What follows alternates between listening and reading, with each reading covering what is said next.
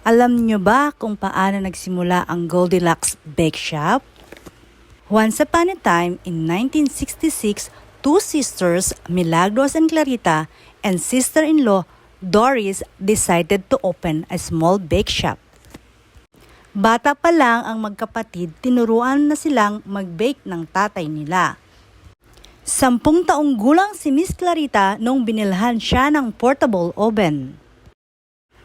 Alam nyo ba na yung third sister na si Maria Flor ang nagbigay ng pangalan na Goldilocks after the character in a fairy tale?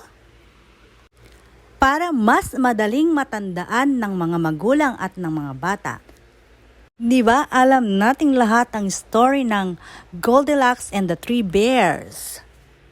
And Goldilocks for fortune and abundance.